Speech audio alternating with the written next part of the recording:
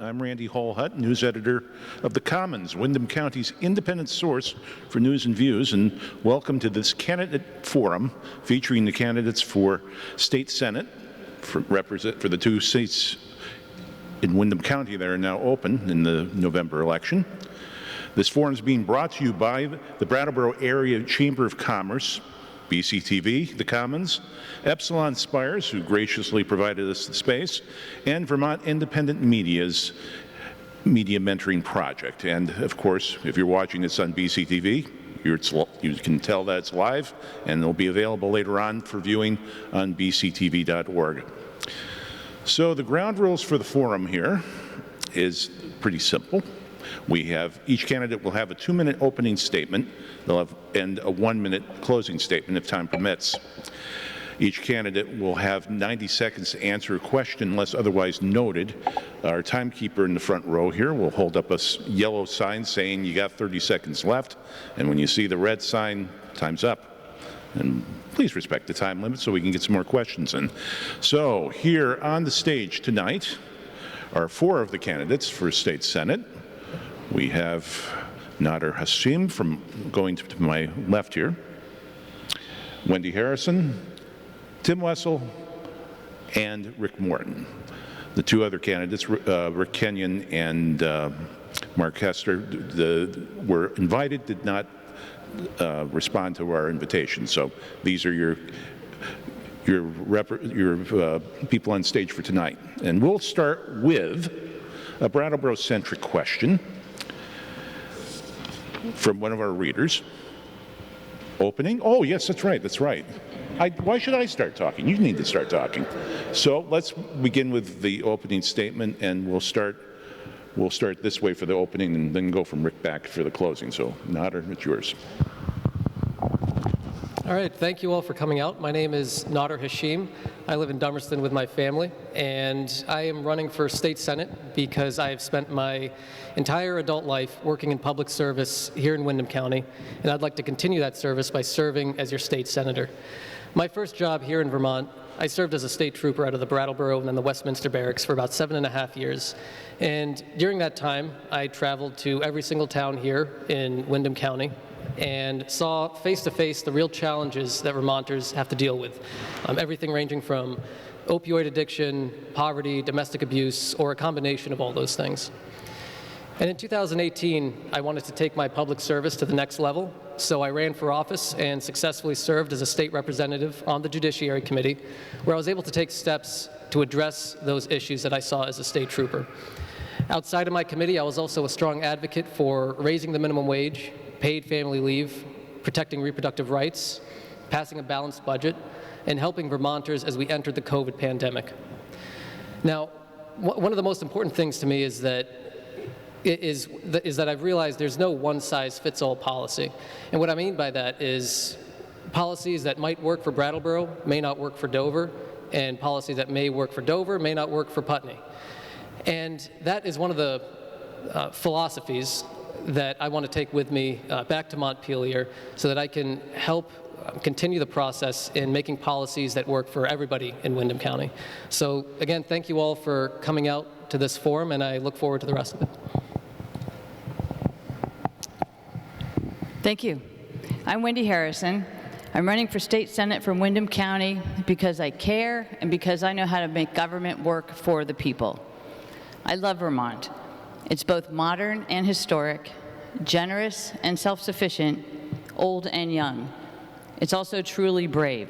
Brave little state isn't just a slogan, it's real.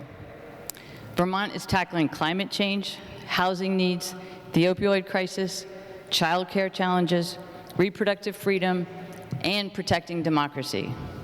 That's a lot for a little state, and I can help. I'm good at government. I have decades of effective experience in local and regional government. I've worked and volunteered together with residents, businesses, property owners, taxpayers, elected officials, and regulators to get things done. If it's creating housing, managing economic development, protecting historic places, improving public transit, reducing taxes, I've done it. I learned a lot from my work as manager of Bellows Falls and Rockingham, Vernon, and Winooski. They all increase my appreciation for the variety and the similarities of our communities. A long time ago, I chose to concentrate my career in local government because of how close you are to the people you serve. Vermont is special because you can work at the state level and keep that closeness. I'm proud of my record, but I don't like to call it my record because everything important I've accomplished has been as part of a group. I work well in a group at any level. I've had success at the top, at the bottom, and in the middle. I'm proud to be endorsed in this election by organizations and individuals I respect, including the Vermont Conservation Voters, Let's Grow Kids, VPIRG, the Vermont NEA, future Congresswoman Becca Balint, and State Representative Laura Sibilia. Now I want to hear from you. I want to hear your ideas about where Vermont is heading and how to help our state achieve its goals. Thank you.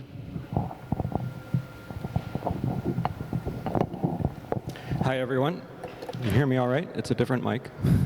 I'm Tim Wessel. I always write something, and then I rarely use it. It's just something I have to go through, I guess. You probably know, many of you know, that I've been on the Select Board now, coming up on 6 years. But let me back up a little bit. For about 20 years ago, I moved to the woods of Putney, Vermont, and built two off-the-grid houses in the woods. And it's the two experiences combined for me have really given me a good perspective on Windham County. I have a 33-year-old child, so to speak, and a 4.5-year-old child. And this also gives me a really good perspective with what working parents are going through these days. And we ourselves experienced the loss of our child care during the pandemic, and it was very stressful, and that's why one of my top priorities is working on our broken child care system here in Vermont. So as I said, I've been elected 4 consecutive times by the good people of Brattleboro, and I feel blessed for that, that they put their trust in me. And what I'd like to do is take that experience I've learned in trying to find those quieter voices in a room, which are often the voices that have really good ideas, and they're not the ones that are being heard, because there's always louder voices crowding them out. I'd like to lift those up and be able to make a dialogue go on that sometimes is not possible in a two-party system. I believe there's too much rhetoric going on in our two-party system on both sides often, and sometimes the party is the problem. And that's why I'm running as an independent. Select boards are independent in Vermont, and I want to carry that spirit forward and be able to serve all of you at a county level. And thank you for considering voting for me on or before November 8th. Thank you. Thank you for coming tonight. Appreciate your participation in this process. It's a 6-month job interview is basically what we're engaged in here, and so you're evaluating us. My name is Rick Morton. I'm a Republican running for the state Senate. Rick Kenyon is my candidate, and urge you to consider both of us, although he's not able to be here tonight. My background is this month, we celebrated 30 years being a Vermont resident. It's longer than we've lived everywhere else as a married couple, and we've enjoyed our time here. I joke with people that we chose Vermont. I came up here to go into ministry, and the church I was leading was over in Hinsdale, and we chose Vermont to live because we had the sales tax, income tax, and property tax as far outweighed what New Hampshire could offer with just one of those. So, and we actually have not regretted the decision at all. We've enjoyed it thoroughly. But one of the things you might not know about me is that I am an ordained minister. I'm currently part-time down at an assisted living facility, and I want to bring that heart of a minister to the position that I'm running for here and have you consider that as well. But my other background, because I was bivocational, so I can sympathize with people who have to have multiple jobs or 2 people in a household working, was with a local community bank. And I'm very proud of that time I spent with them. I was over there 24 years. And when I retired a few years ago, I was assistant vice president in charge of compliance That means the bank has to be in compliance with 72 kinds of laws with the federal government and state governments too, as well as security for the bank. So, and then there was a number of instances in which I was involved in local boards as well. Okay, our candidates have spoken their piece for who they're about, and let's get to the questions. And the first one, as I promised, was a Brattleboro-centric question from a reader who's asked this. Brattleboro's had a series of drug-related homicides. Many property crimes, such as home and car break-ins, occur on a regular basis, often not reported because of the perception that nothing can be done for the victim. Meanwhile, the police department has struggled to fill vacancies, as have other law enforcement agencies across the state. What ideas or solutions can you bring to Montpelier to help reduce crime and the impact it has on your constituents? And we're going to go left to right again, so we'll start with you, Rick. Or right to left. Thank you. I think this is an extremely important issue. One of the key functions of government is to provide a safe environment for all the residents of their community. Writ large, that's the borders of our nation, but writ small, that means each community and each part of each community needs to have that assurance that they can not be worried about whether their car is going to be broken into or their home is going to be broken into. That's a fundamental role of government. So what can we do? The role, I believe, of a state legislature is to examine what the resources are, what they need to be, what the hindrances are for filling those positions. Why are police departments having trouble recruiting? Is it the housing? Is it the pay? Is it the working conditions? Is it the atmosphere toward law enforcement or first responders in the community? And some things we can address right away, but others are going to take more deliberation. I look forward to spending time with the other legislators in dealing with this issue. Thank you. Well, as you know, in my position on the Brattleboro Select Board, we've been struggling with many of these questions ourselves. Picking up what Rick said about the lack of fully staffed up police departments is a definite problem, but we're not the only community in Vermont, and certainly not the only community in the United States dealing with exactly the same issues.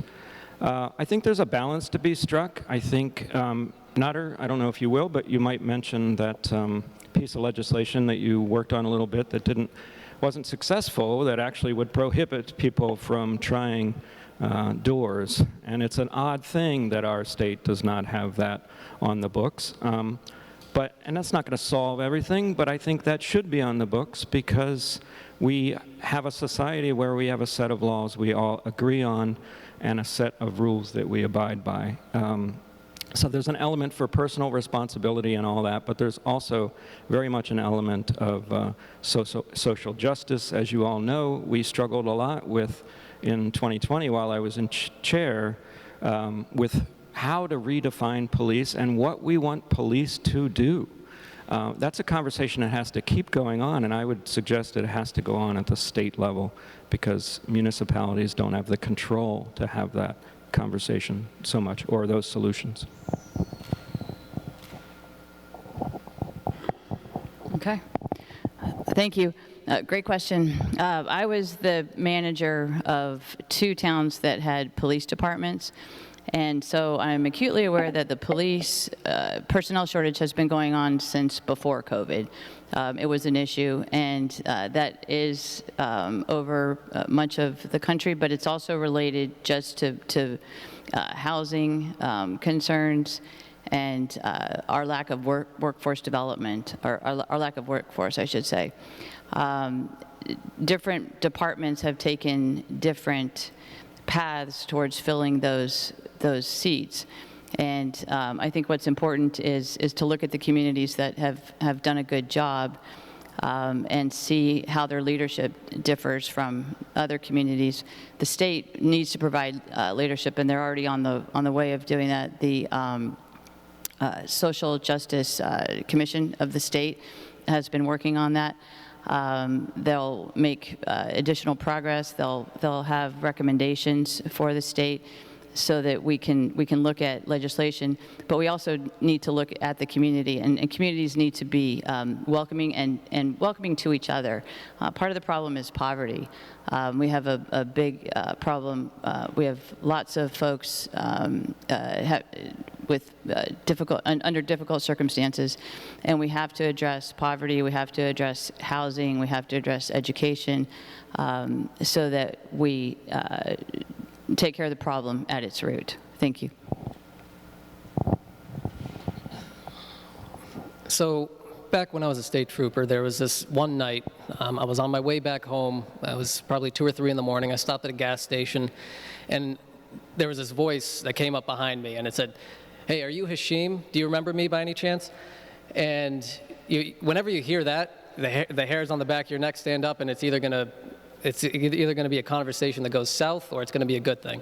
And I turn around and I recognize the person, and it was a worrisome moment, because about a year prior, I had arrested him for something very, very serious. And right now, he's living a very good life, so I'm not going to provide the details, but it involved drugs, and it was a very intense arrest. And he came up to me and he said, "I just want to thank you for the way you interacted with me, because you turned my life around." And he told me that it wasn't just the arrest, it wasn't just the police involvement that changed him, it was also everything he experienced after that with the resources from the community. And I see my time is running out, so I want to get to the next part here. I think that we also have to look at the root causes of crime, which is poverty, as Wendy had mentioned. I also want to touch on what Tim mentioned, which was a bill involving vehicles here in Vermont. Currently, you can enter another person's vehicle if it's unlocked and it's not a crime. There was a piece of legislation that I authored that to change that, but unfortunately COVID came around and changed things. Thank you.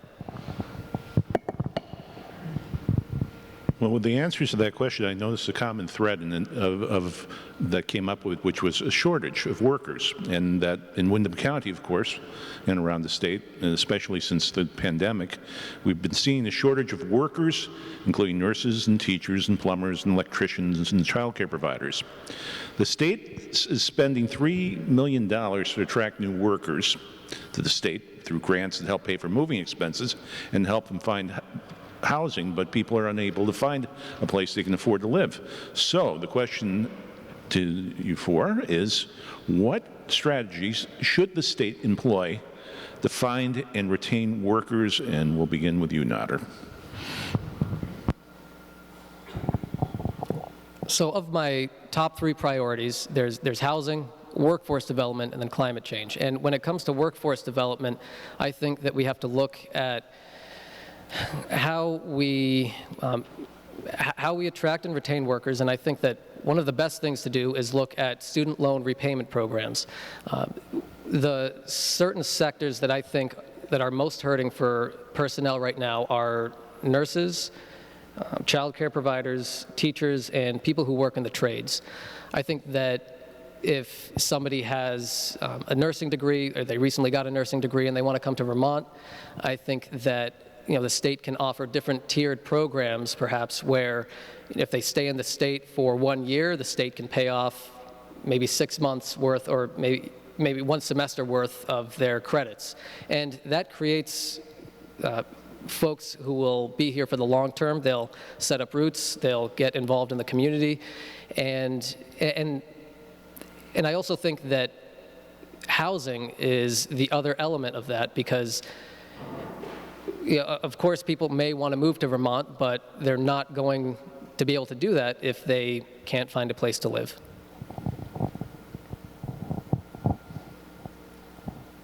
Ready?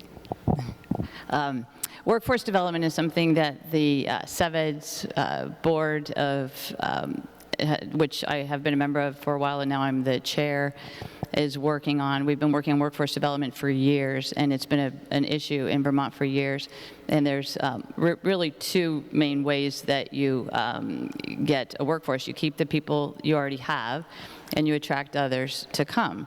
So to keep the people we already have, we're encouraging folks to look at the trades and let their children know that not everyone needs to go to college. A job and a career as a plumber, as an electrician, as a carpenter can be very fulfilling. There's no student loans. You can pick your own schedule. So that word is getting out to the high schoolers, which is important, because for many years they were told that there were no jobs here, so people left. The other way that we work on workforce is to encourage folks to move here. And it used to be that people moved for jobs, but now young people and older people alike move to places where they want to live, where there's a quality of life. And that's what Vermont has. And so we need to keep our communities welcoming. We need to have housing, good transportation. People want to live in walkable communities. Broadband fits into that, and the state has made a lot of progress. Last year, they received a lot of money from the federal government, and much of that went to these programs. Thank you.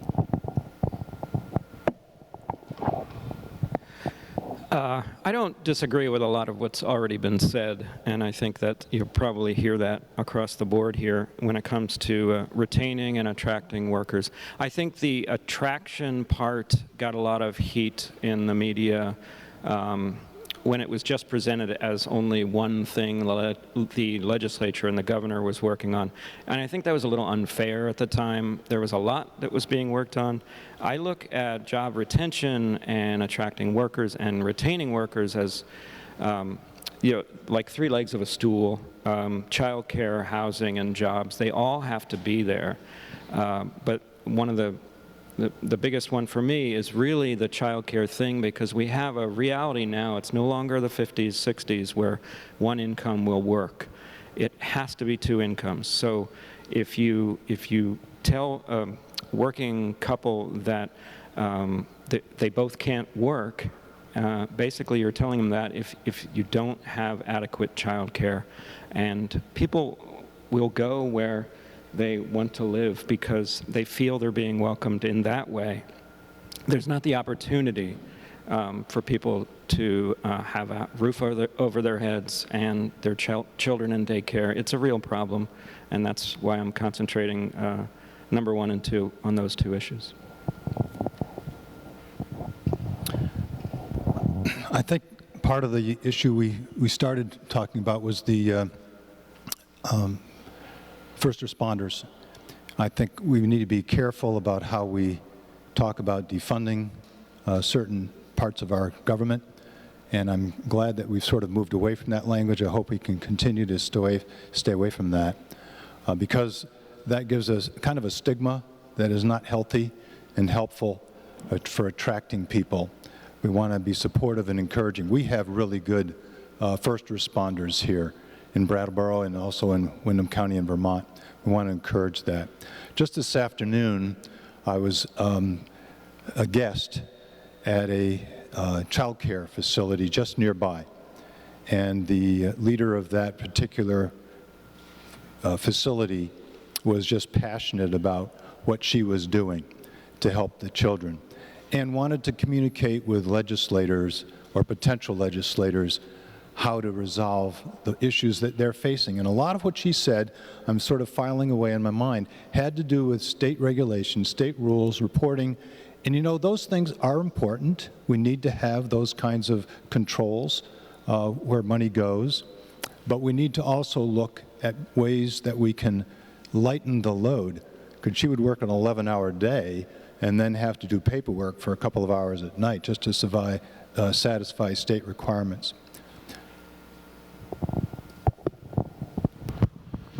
We had a lot of reader questions regarding health care, so we'll throw a health care question at you folks.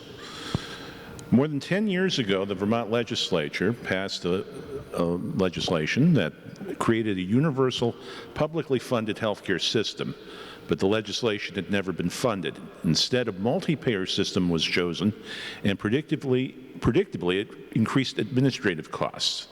The administration has been pursuing something called value-based care, which has added more administrative costs and does not make care more affordable or accessible. And as part of this, the University of Vermont Healthcare Network is on a path to becoming a monopoly in of providing health care in Vermont. So the question is, what do you plan to do to improve access to health care for all Vermonters, to make health care more affordable, and to expand our choice of providers and our benefits, such as dental, hearing, and vision? And I'll begin we'll begin with you, Wendy. Thank you. I've been learning a lot about healthcare. It has not been my background, but I'm grateful, especially for things like dental care that are being provided on a volunteer basis by nonprofits in this county. I was disappointed when the universal health care did not work out. I still have some questions about that process. I've been talking to hospitals and finding out what their concerns are. It is a patchwork right now. There seems to be no one who is happy with the way healthcare is, but I don't know enough now to propose solutions. But I'm certainly on my path to being able to participate fully in those conversations.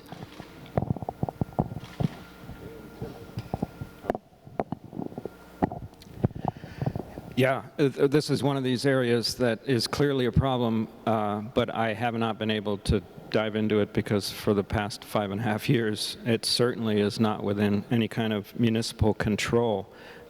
These are market-driven problems, I think. I support single-payer health care, but it does have to be paid for, and I think that effort clearly broke down when the numbers just weren't lining up for such a small state and what they were trying to accomplish at the time. One of my particular concerns is the state of mental health care and keeping an eye on suicide rates in this post-pandemic world, or possibly not post, whatever world we're in now, because the collective separation that we've all experienced on one level or another has really taken a toll on mental health, I think. So I think an extra keen eye has to be put to that, and possibly extra dollars. I am definitely not in favor of single payer. Another way of calling that approach is socialism for the healthcare field. And basically what that amounts to is government determining what coverage you will get and being the dominant player for all of the providers. I think that's inefficient, ineffective, and is going to lead to more trouble later. I think that's the heritage that we get if you look at the socialistic model. I feel much stronger and more confident that the competition drives prices down. People who can innovate and do so effectively and not have the weight of heavy regulation around their effort can do a much more nimble response to circumstances on the ground. I'm in favor of that kind of approach because I believe in unleashing creativity. It's one of the key elements of my campaign is to unleash creativity that individuals have, companies have, and encourage them to be creative and dynamic in providing services. I think that approach will definitely help the healthcare issues that we're facing. They're real problems, but I think that's the better approach to take.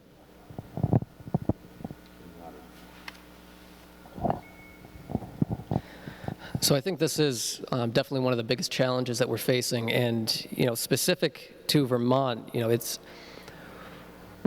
one of the bigger elements of the problem is our geography, our population, the way the regulations are set up with the Green Mountain Cares Board, and there's a lot to try to unravel and try to figure out how do we provide not just affordable health care but also quality health care. And as And the healthcare world is not something that my background is in, but I do recognize and I do believe that the health of a society should be one of the top priorities for any government. And I see there's nurses, and there's one nurse and at least one doctor in this audience who I've talked with multiple times about this. I've had conversations both at BMH and in Bellows Falls with health centers, and this is one of those areas where I'm going to keep the question in my mind, which is, how do we provide affordable health care that is also quality health care? And I'm going to continue leaning on those folks who are experts in that field, because, like I've said, I'm no expert in the field, but I have to continue learning and doing what I can to support health care, affordable and quality health care in this state. And another related health care question from a reader who says, I'm concerned about the many people I know who are on Medicaid and could lose it when the public health emergency ends and the redeterminations begin, especially people who won't be able to afford a decent plan on the exchange. As our senator, what will you do to ensure that people don't lose access to health care and to expand that affordable health care to all Vermont residents? And Tim, you start with that one.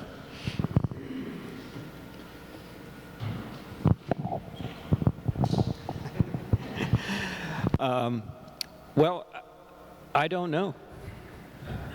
And it's a complex question, and when I get into the Senate, I will put my mind to this, but it's sometimes very strange to try to, come up with something to say about something that you really have not been, the job has not been given to me. And when a job is given to me, like I was hired 4 times on the select board, I dive in and I do the work.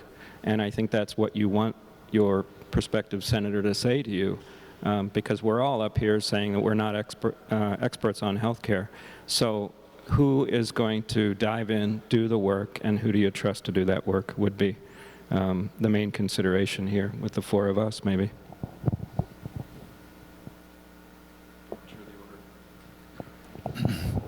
So let's make it unanimous. I'm not an expert in the healthcare field. The healthcare field is probably the most regulated field in all of our society. Banking is after. That's how I happen to know that, and that's where I was from. I think I'm good at asking questions. I think when our legislators consider legislation to solve a problem, they're going to need to be asking really key questions like, is this the appropriate solution? What is the role of government? What level of government? What have other states tried to accomplish to solve a similar problem? How did it work out for them? Are there barriers in the way right now that we could remove more simply than setting up a new department or a new agency or a new bureau or a new payment system? I'd like to ask a lot of those questions and listen to knowledgeable people from a wide spectrum of positions answer those questions and decide just exactly what the role of government would be in that situation. I don't have a prescription. I wish I did have something like that. It is an issue, and it's something that we need to handle. I think I have a pastor's heart for the need, and I want to be able to offer that to the state of Vermont.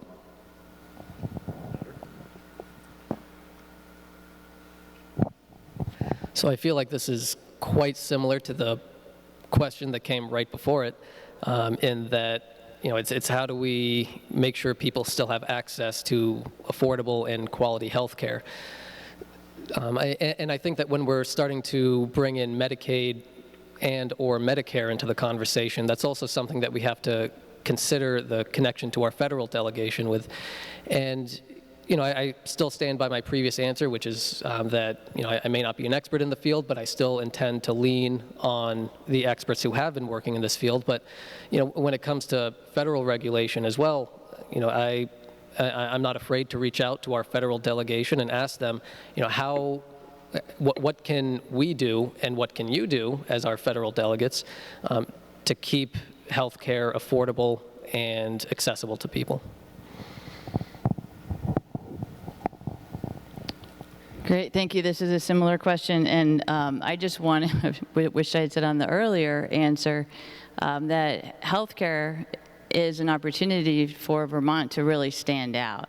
And that's another way that we can attract folks, is if we have quality healthcare and quality childcare would be an amazing recruiting tool.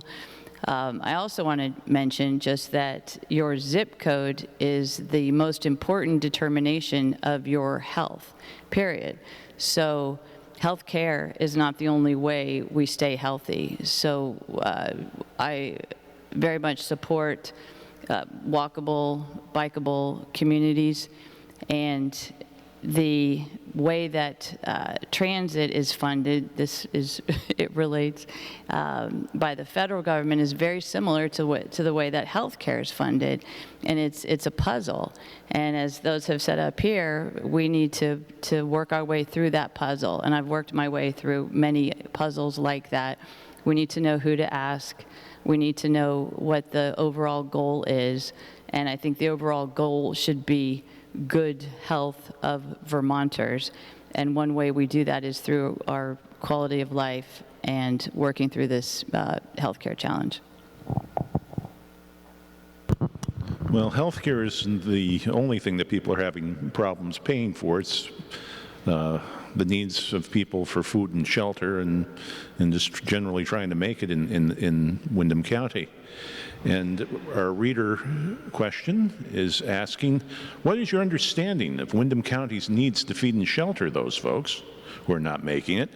And where and what do you do to get this information so you can make decisions as an informed legislator? And Rick, you'll start with this one. Information that's key. We need to know what the scope of the problem, and therefore we need to have that contact with what's happening on the ground in communities. So a legislator really can't be an expert on every subject. As we've already testified here, that we have our limitations in our background. We have our specialties in our. So in the housing area, in the area where people are struggling just to make it to maybe pay the bills or to keep their family together, we need to hear from the local citizens and the groups that are ministering to them, the United Ways, the other groups, government groups and NGOs that are handling these issues in the local community. And then based on that, we can look for solutions that will be least government intrusion, but the greatest possible benefit for the individual. And that would be my approach.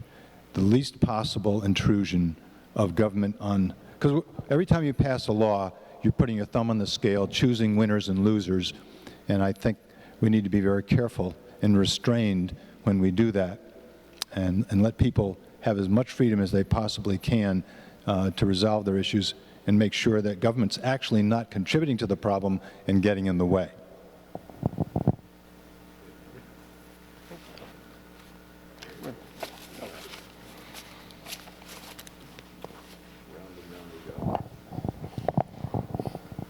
So the way I'm understanding the question, which is, what is my understanding when it comes to Windham County? In my former profession, that was my constant exposure, was the severe poverty that we would see in our rural communities, especially in our rural communities where there was just a complete lack of access to resources. And that was, I grew up generally middle class, and I was shocked by a lot of what I saw, and that was one of the many things that drove me to run for office in the first place.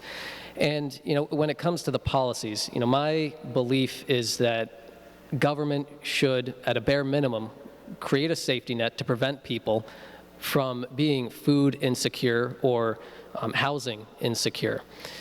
I think that when it comes to whether we're providing housing or food for folks or clean water for folks, we have to look at how the funding mechanisms work, the infrastructure that we're building as well, and also start looking at local food systems, because we can't have 100% reliance, as we've seen throughout COVID, we can't have 100% reliance on the global economic food chain or food supply.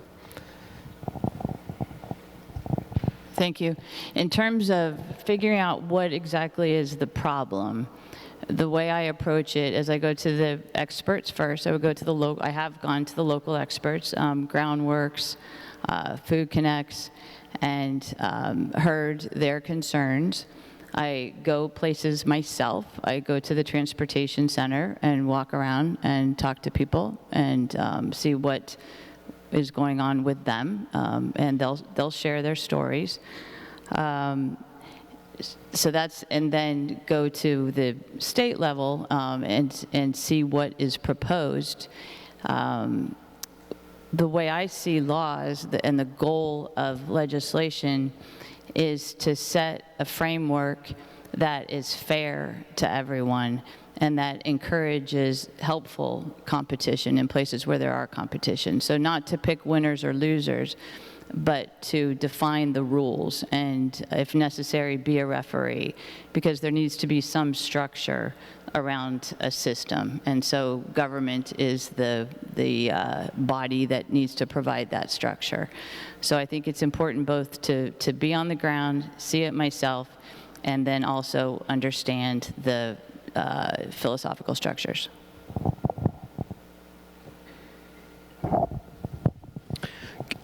Keeping your eyes open to what's actually going on in Vermont and, of course, Windham County is what's most important to me. My training, my work, when I actually make any money, which is not usually connected to public service, is as a documentary filmmaker, and I make promotional videos.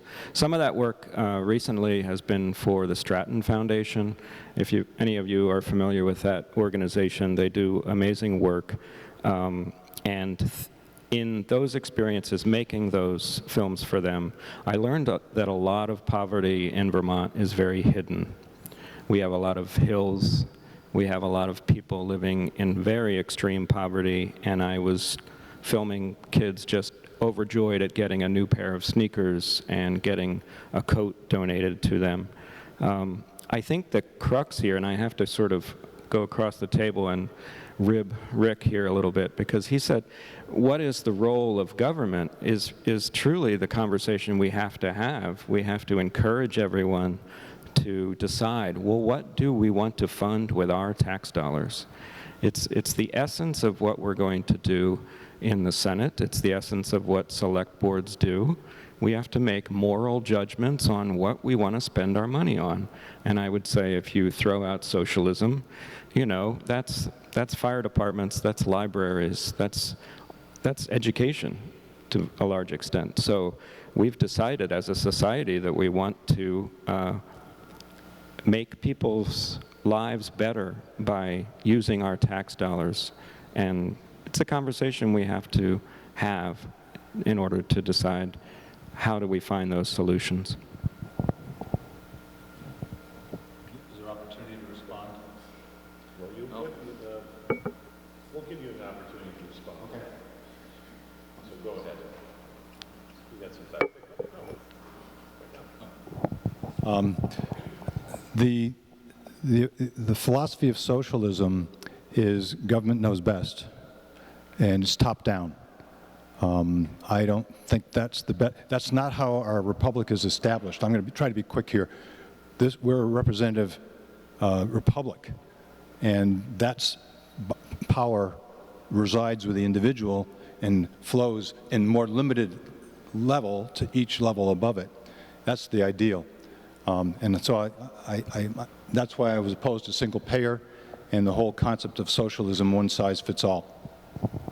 And seeing that this looks like a good opportunity to talk about government, Wendy, what about you've got had plenty of governmental experience. Yeah, and I'd like to chime in on this. Businesses used to provide a lot more for their employees than they provide now. Businesses used to provide housing. It wasn't necessarily good housing. Businesses provided pensions. Businesses provided health care. So many of those protections are not there anymore. So as a community, we've essentially pushed those responsibilities onto the government, whichever, the federal government, the state government, or the local government. Those are basic needs of people, and they need to be met somehow. And so I think government has a responsibility. The challenge is to figure out the way to provide those services most effectively and easily. And Nader, you can chime in too.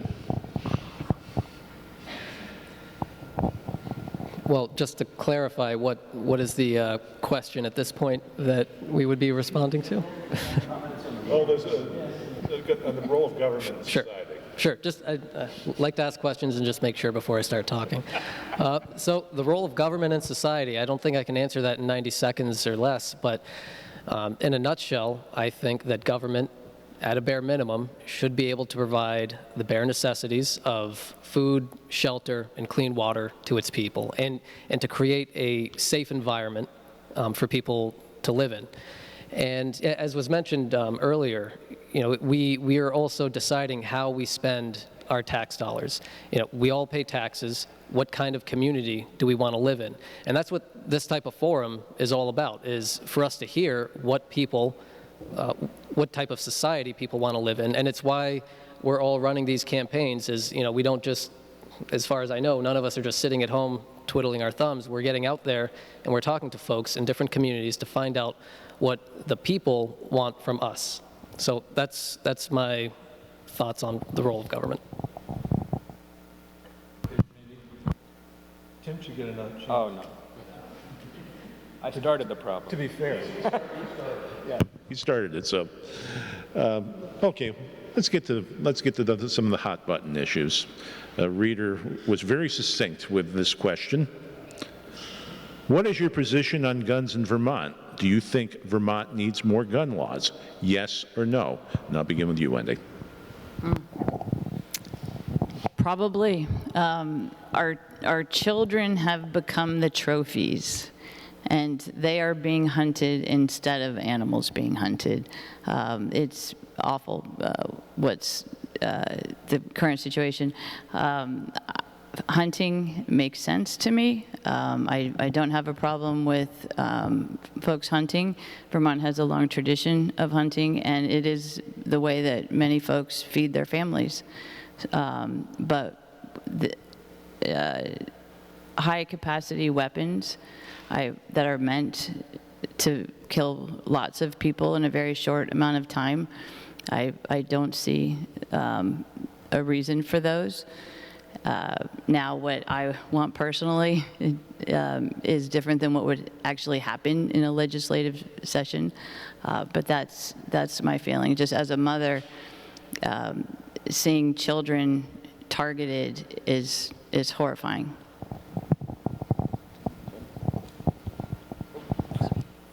Forgot we had our own. So guns is very complicated. I'm a gun owner. I don't think being a gun owner makes anyone a bad person. I think the tradition of hunting in Vermont is a wonderful one. When we first moved here to Vermont, we wanted to preserve hunting tradition that had gone on for centuries on our property, and so we decided not to post our land, but because we did that, we took hunter education, and it was truly an education for us, coming from a more urban environment where we weren't familiar. So I've never gotten around to hunting, but I am definitely in favor of laws that make sense when it comes to gun safety. So I typically, I'm sort of a Second Amendment believer.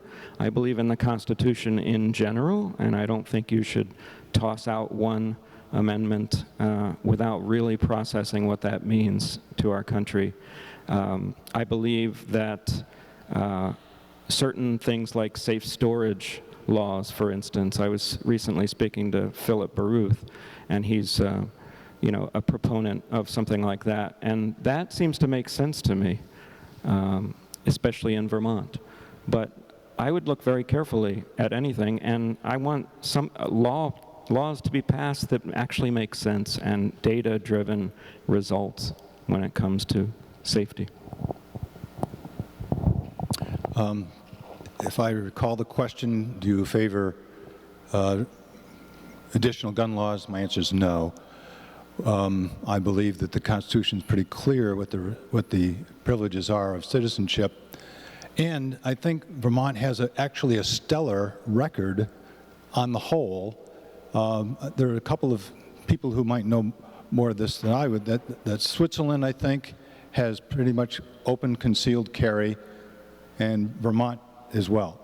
And we have among the best records of all of the states as far as responsibly handling that privilege. And it is a privilege, but it's given constitutionally.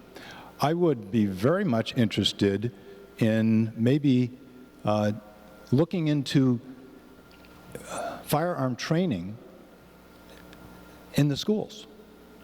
I mean, at some level, appropriate for the youngsters, for the children, so that they would all have an awareness of what the responsibilities are.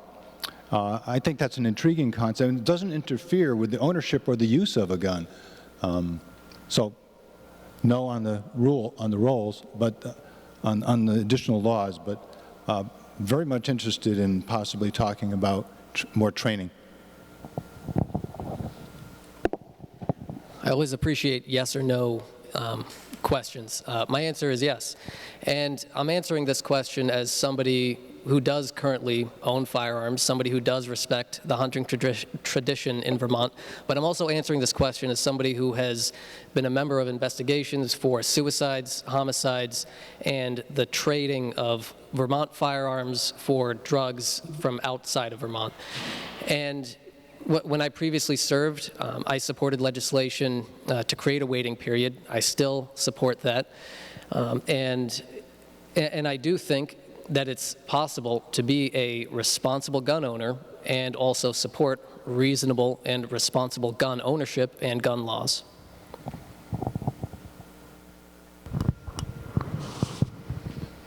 And you handled that hot potato well, so here's another one. From another question. Would you support a bill protecting out-of-state patients who come to Vermont to seek abortions and the in-state doctors who serve them from prosecution by other states who have outlawed the procedure? And I'll begin with you, Tim. So I'll read that. I'll repeat that. Would you support a bill protecting out-of-state patients who come to Vermont to seek abortions, and presumably to protect the in-state doctors who perform the procedure from prosecution from other states who've outlawed abortion? We've seen other states who've passed laws saying that they would prosecute other doctors who perform the procedure. I would support that. I don't believe it would be necessary should Article 22 pass. Unless I'm misunderstanding the question. Well, there's a possibility that if there's a new Congress this year, that could be a law outlawing abortion nationwide, and having the Texas law or the Florida law be the law of the land, okay. Or the Dobbs decision, in other words. Sure. Well, that's getting into the weeds a little bit. I'll just be clear. I support a woman's right to choose, and I'm going to be voting for Article 22, Prop 5, and I'd have to research whether that actually wouldn't cover that scenario. But I would support any law that protects in that situation. I'm not an attorney and I don't play one on TV, so that's kind of a technical question as far as if you're an out-of-stater, to what extent you're covered by the Constitution of Vermont. And maybe you are. I just can't answer that for sure. I'd have to ask an attorney. I'm voting in opposition to Article 22, Prop 5. We don't need it. We've already got as much protection for anyone who wishes to have an abortion already in state law right up to the moment of birth. And that has not changed with the overturning of Roe versus Wade at the federal level. there's a lot of other problems that could potentially be involved with Proposition 22, and I encourage even pro-choice people to really think carefully about whether you would be supporting that kind of a change, essentially a permanent change to the Constitution with vague language and possibly the involvement of the state, a compelling state interest with the least possible intrusion. That's technical language, again, that is a little bit troubling, and I just encourage people who might just think about, oh yeah, I'm going to support that, maybe think twice about it. I'll have to leave the answer at that.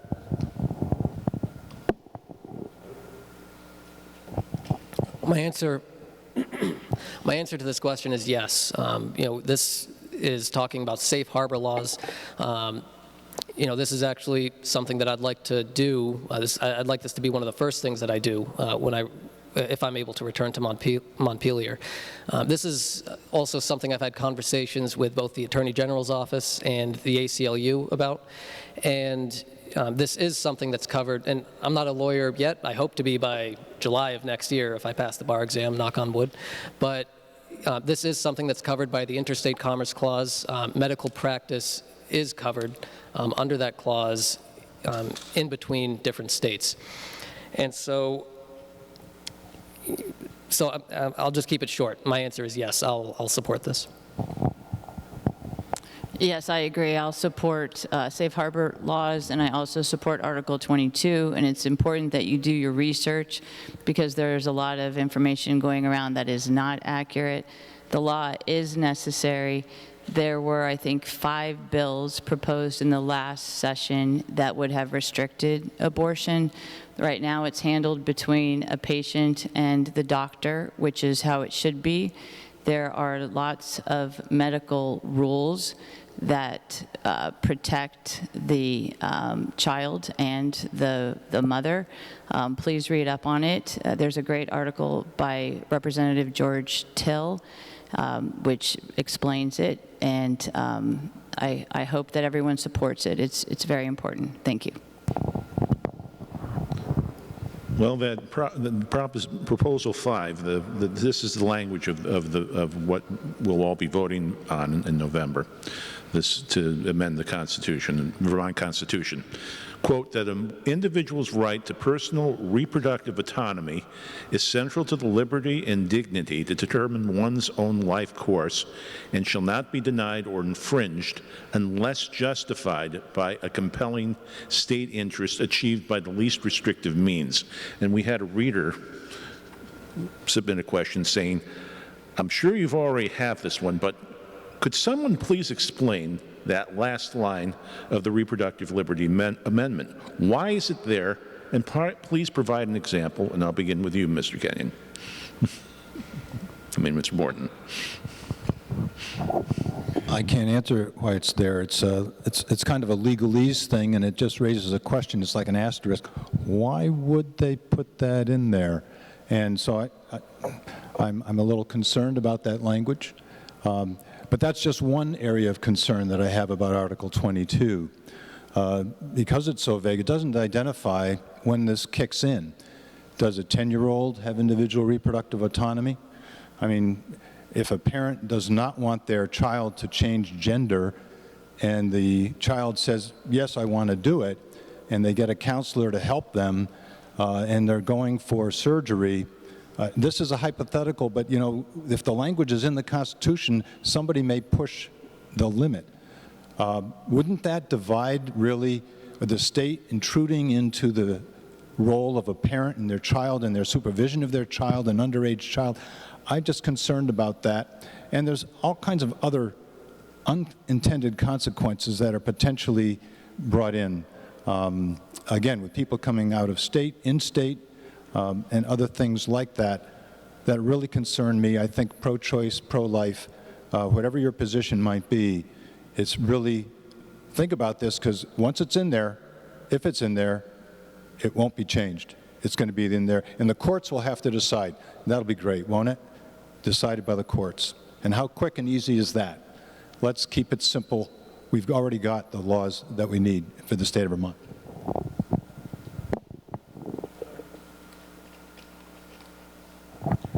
So the definition of a compelling state interest, that is basically the foundation of what creates the judicial branch and allows for judicial review. It's there to, as far as I know, prevent these the extreme and strange situations that we're hearing about, and it's. I don't really have much else to say except that a compelling state interest is the foundation of the judicial branch, and it's what allows for judicial review. And while I have the mic, I do just want to add that I am fully supporting Article 22 and Prop 5. When this was introduced in the House, this along with H57 to codify Roe versus Wade, we had one legislator, a Republican legislator, who said that Democrats are just looking for a boogeyman, even though there's nothing to worry about. And then fast forward a year and a half later, Roe versus Wade was overturned. So I'm glad that we're doing this process. I'm supporting Article 22, and I hope all of you will as well. For a constitutional amendment to get to where this one is now, 2 separate legislatures had to vote to adopt it. So this has been through a lot of review, and I appreciate the foresight of the folks who were there 4 years ago who started this. So it's been through 2 separate ones. The way it was explained to me was that the compelling state interest, it makes it a stronger amendment. It makes the language stronger so that it's more difficult to overturn it. And that is a possibility now. Since we had 5 bills last year that wanted to limit reproductive freedom, that is a real reality. And it's not just termination of pregnancy, it's also contraception that would be protected by this law. So it's very important that we all vote to support Article 22. And Tim. I think it's, I'm much further away from being an attorney than you are, certainly. But the important thing to remember here is that when this wording is crafted, legislators are not attorneys for the most part, and they have attorney on staff who sculpt this according to the legalese of the day. And I think it might point to some communication issues that the Prop 5, of which I count myself, crowd need to work on, maybe quickly before the vote. It's a reasonable question, but gosh, getting back to the role of government, there are so many different beliefs about when does life begin. Do you want your government, your elected government, interfering with the decisions that are made between somebody who is pregnant and their doctor? And to that I say no, and that's why I support this article. Well, looking at children, other children's issues, child care always keeps coming up for quality and availability, and this question is: a strong and stable child care system is vital to meeting the needs of Vermont's children's families and the community, as well as businesses. The Vermont advocacy group Let's Grow Kids has set a goal that Vermonters pay no more than 10% of their income on child care. The question is, how far would you go to achieve that goal of 10%, no more than 10% being spent on child care? And would you vote to raise taxes to do it? And Nader, you can begin.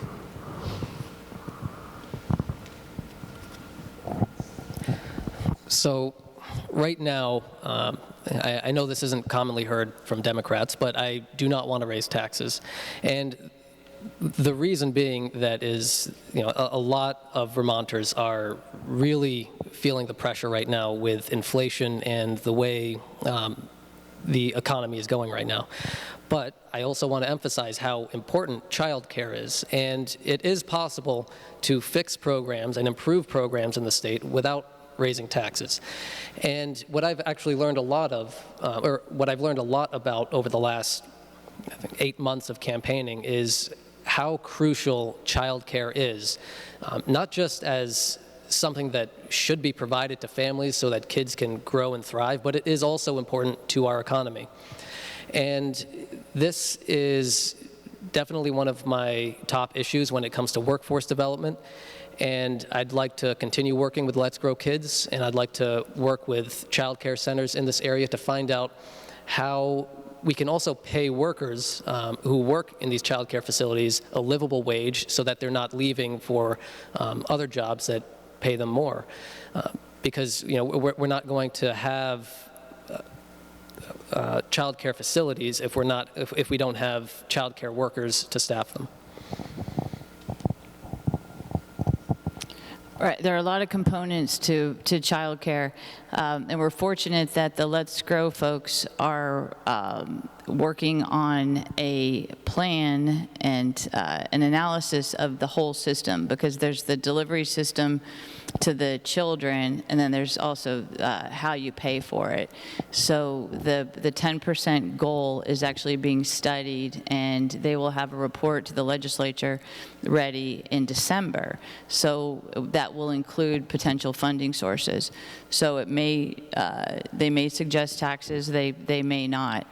I would argue that even if taxes are required, it would be progressive taxes, and that the savings to the community would outweigh those taxes. It would be a tremendous benefit, and it's a benefit now in terms of workforce, and also a benefit in the future, because the children would have just a better start. The first 5 years of life are the most important in terms of developing your skills and your ability to learn in the future. So this is very important to our state, and I look forward to seeing the results of that study.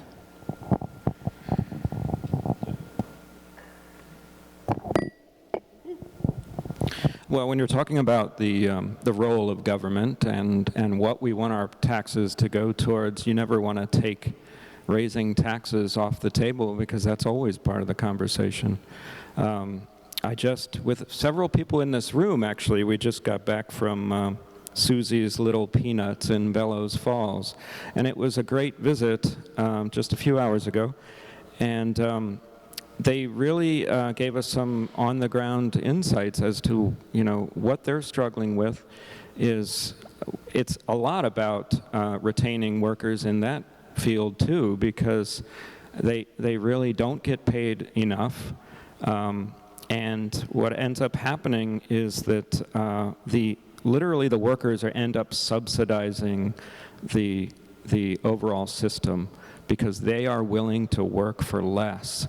And I have a 4.5-year-old in childcare right now, and I can tell you that hurts every parent's soul to think that the person that they trust with their children are not being paid, as much as they should be.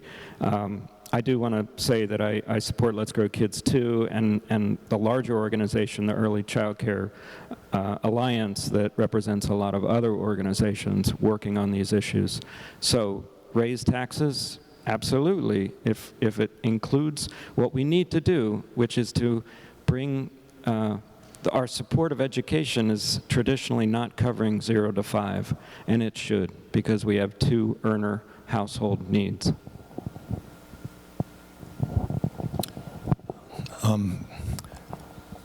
I believe that one of the reasons we have trouble attracting first responders, police, young people to start businesses and to move into businesses is because substantially Vermont is becoming less and less affordable, in addition to the other problems we've talked about, health care and housing. Every time the legislature passes any law, it's making a moral choice between one group and another. It's putting its thumb on the scale. And when you raise taxes for one purpose, you're basically denying any other possible use for those tax dollars, because we're so limited. So is there a need to raise taxes from time to time? Possibly, but that's not my first stop. My first stop is it needs to be fully justified, fully vetted before we go there. That's the principle involved. Is child care important? It's critically important. Again, I mentioned this afternoon I was at a child care facility, and the speaker, not the speaker, but the owner there was very passionate about the need.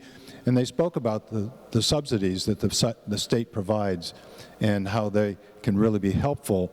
But again, we're talking about limited funds and limited availability. We have to balance the taxes that we're raising on even if we do it progressively, it's going to rest on somebody. And will a business come here to set up their shop if the taxes are going to be higher than the state next door to us? Now, senators in Vermont generally serve on 2 committees. The question is, which 2 would you like to serve on and why? And we'll start with you, Wendy. Okay, well, as a new senator, you don't get your choice. But if I did have my choice, I would serve on transportation and GovOps. I've been involved in transportation for years. I serve on the state transportation board now, and I've been involved with roadways, obviously, as a local government official, and bicycle, pedestrian, and transit improvements, because those really do lead to quality of life. And I was actually surprised that there is effective transit in Vermont, and it could be more effective with some tweaks. So I'd like to look at that. The train has a lot of support in Vermont.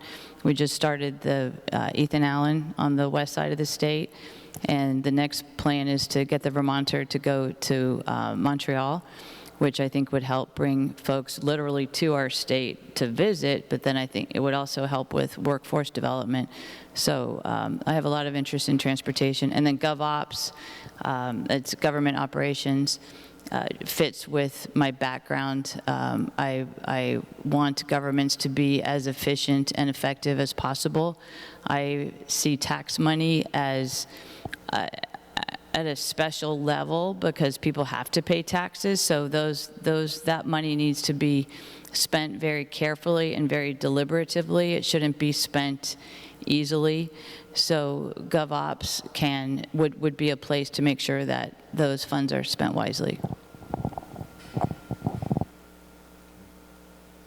Oh, thank you. Well, like as Wendy said, you don't really get your choice, it doesn't seem to me, but I would fight you for the GovOps position because a lot of you might remember that I speak a lot about the evils of Dillon's rule versus home rule, and I worked in 2018, 2019 with our former town manager on going up to the legislature and really advocating for a little bit of a pilot program that was being floated where local governments would have a little bit more control, and it was a limited, sunsetted thing. We weren't able to really get that through. It died, but it really made me realize how in so many cases there's a disconnect between what local communities want to do and what Montpelier is willing to allow them to do.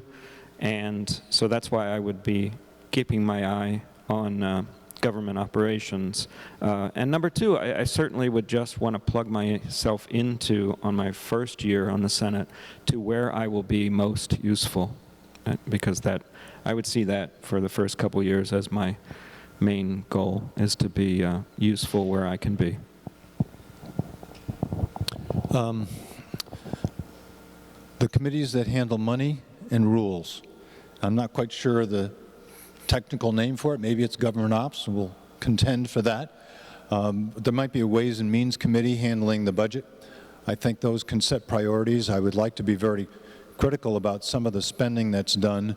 When I say critical, I mean evaluate it, be careful about it, not necessarily oppose it, but I want to be a good steward of the resources of the state of Vermont and all the voters. So that would be important. The rules, what I'm implying here is that I'd like to see, and of course, if we go there, we would be one of 30, and we'd be the newbies. So like we're going to have a lot of power, right? But I would like to see the state legislature move in the direction of being a lot more careful, maybe a little bit slower about enacting legislation, instead of asking a lot of questions, like I mentioned before, about what's the best appropriate level of government to handle this, what resources are available, do we need to set up a new department, what other states have done, what we can learn from those experiences that they've had, and basically apply that to every single rule, every single proposed law that's established. So setting those rules and making all the legislators jump through those hoops might be useful.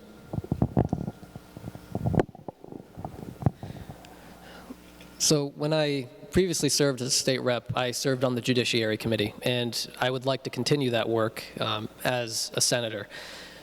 My priorities on judiciary, both in the past and moving forward in the future, would be criminal justice reform, reducing racial disparities, protecting migrant families here in Vermont, and also creating geographic equity in our courtrooms. You know, when you look at courts in the Northeast Kingdom compared to Burlington, compared to Windham, you know, you have courts where the docket is 2 to 3 years old, if not older, and you know that is barring people from their right to a swift and speedy trial.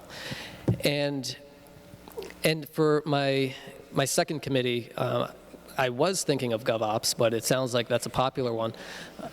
I actually would like to go into the Education Committee, and that is because even though I have no background in education, you know, I do have a 12-year-old daughter who went through the Dummerston school system, and you know, watching just the amazing results and who she turned out to be, and seeing how a school is not just a place of education, but it's also a cultural focal point for every community,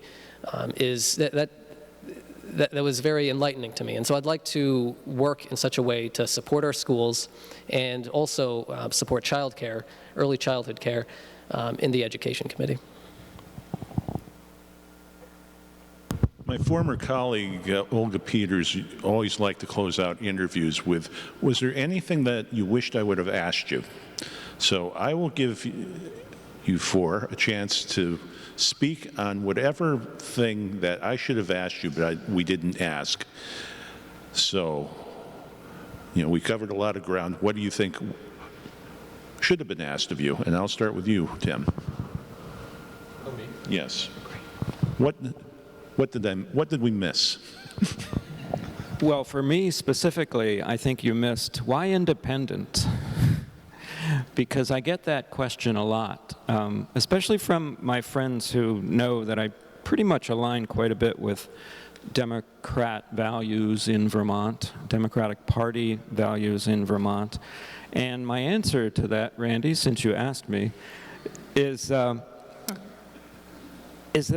I truly believe that sometimes here the party becomes the problem. And I want to, as I mentioned earlier in my rambling opening, that I think the tradition of select boards dropping party politics and rolling up their sleeves and getting to work for their constituents can be extended up into the Montpelier zone. And especially in the Senate, because, you know, there's going to be, most likely, there's going to be 29 Democrats and Republicans, and I hope to be the one independent. And I'd be proud to be the independent from Windham County. I think I would serve you all well, and you only have to look to very effective legislators like Laura Sibilia, and you may have heard of Bernie Sanders, who also calls himself an independent.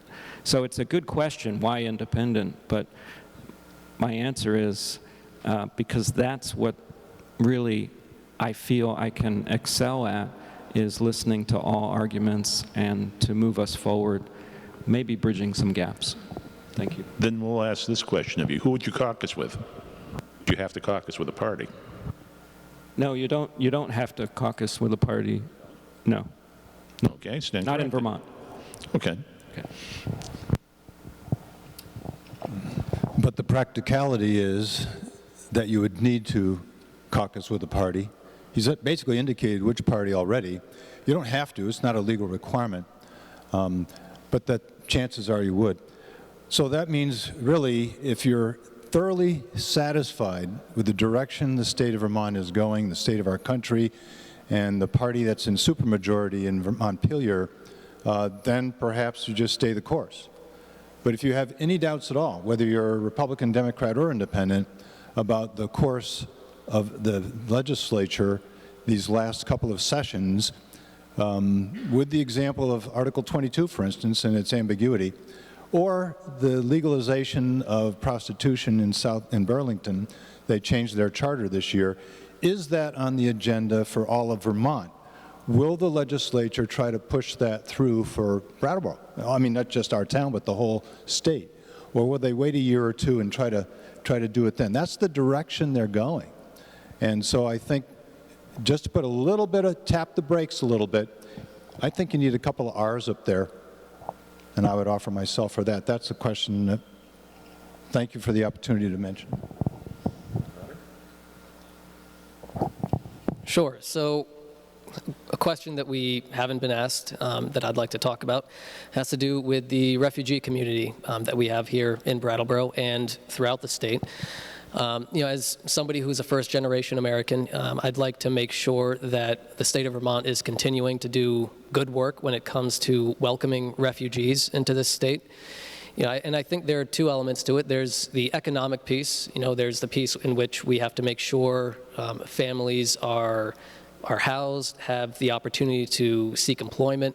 But then there's also, and that's a piece that you can deal with in the legislature, but then there's also the second piece, which is how do we create a welcoming community? You can't legislate how you treat other people or whether or not you treat people with kindness.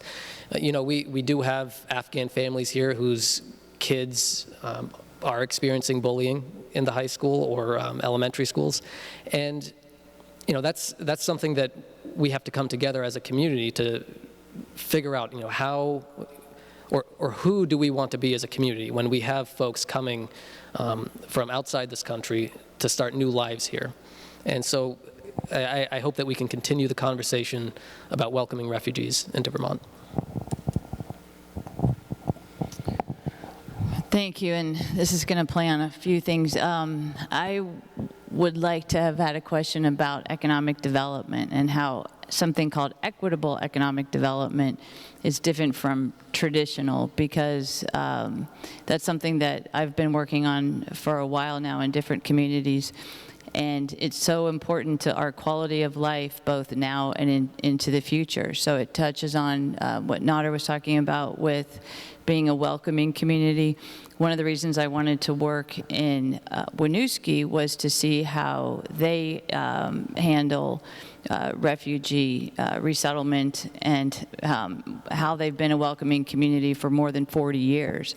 And seeing how, and they do it differently, and the way Brattleboro does it and the way Winooski does it, they both have really strong systems, and they can learn from each other, which was wonderful to see. Economic development also includes the quality of life issues that we've talked about, childcare, housing, transportation. It's all a big puzzle again. And I think what makes me a good candidate for the Senate is that I've dealt with puzzles like that my whole life.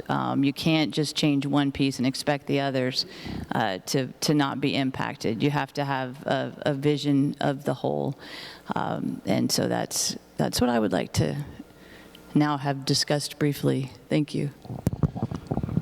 And now the time has come for the closing statements of the candidates, and we'll begin with you, Rick. Thank you. This has been a pleasure to be with you this evening, and I really appreciate the organizations behind all this. And I won't try to mention them all because I will forget some, but thank you so much. My concern, and the reason why I'm running, is because I believe we have a runaway legislature in Montpelier right now, and therefore we need to have a great deal more balance. You can't affect what the rest of the state does, but you can affect Windham County. and I'm asking you to vote a Republican this time, and send a message to the legislature. They need to be careful about the legislation that they're proposing.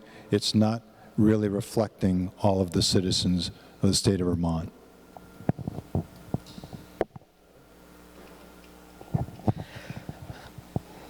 Thank you. So on the first day that I was sworn in, it's a big family event, and my grandmother came up, and after the swearing in ceremony, she was a little teary-eyed. I always get a little choked up whenever I share this story. Sorry, but she told me that she told me she never thought in her lifetime she would go from hiding in her basement in Iran to being here in a functioning democracy. And I think that protecting and preserving democracy is the top priority, should be the top priority for any legislator, because with all the issues that we've discussed, we're not going to be able to do anything if we don't have a functioning democracy. So I'd like to have the opportunity to return to Montpelier to continue advocating for things like raising the minimum wage, paid family leave, protecting reproductive rights, and creating infrastructure for housing and workforce development. So I'm asking for your vote on November 8th. Thank you. Thank you. I'm optimistic that Vermont is headed in the right direction, and I think we have been brave and bold, and if we stay brave and bold and confident, we will be able to do things that no other state has done. We're small enough that we can take some risks, and I see us attracting folks. We're a wonderful place to live, and I see us bringing people here. One thing we didn't talk about was climate change and the climate crisis. That's huge. The state has a good plan for addressing climate change. I urge you to check it out. I'm supportive of that plan, and what's great about it is it's good for Vermont families as well as for the environment, because the state is structuring its plans so that the families will actually pay less. I'm sorry we didn't have a chance to get into this, but I'm happy to talk to you about it individually. But I am optimistic, and I want to be in Montpelier so that I can follow through and implement these plans. Thank you. Well, thanks to everyone, the Commons, Epsilon Spires, BCTV, the Chamber, for hosting this, because it's so valuable for voters to get this taste, I guess you would call it. I'll just say that I love Brattleboro. I also love Windham County. I would love to serve the entire county instead of just Brattleboro, as I have for the last 5.5 years. I would love the opportunity. And I will say that both the Republicans and the Democrats up here have kind of decided that they've got a complete package for voters, their tickets, so to speak. But everyone knows that in Vermont we do vote for the person, not necessarily the party. And so I want you to take your role as voters. This is a big deal that we're electing two people to our Senate here, and it hasn't happened in a long time. So I hope you'll elect somebody who will work very hard for you in Montpelier. Thank you. And with that, I say thank you to the candidates. Thank you for the audience for coming out tonight, both, and thank you.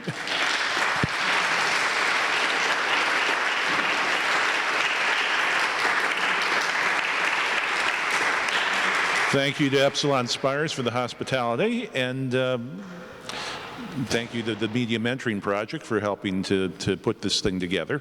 We help people learn how to use the media and make it more of a two-way street. So with that, I bid you all good night, and vote.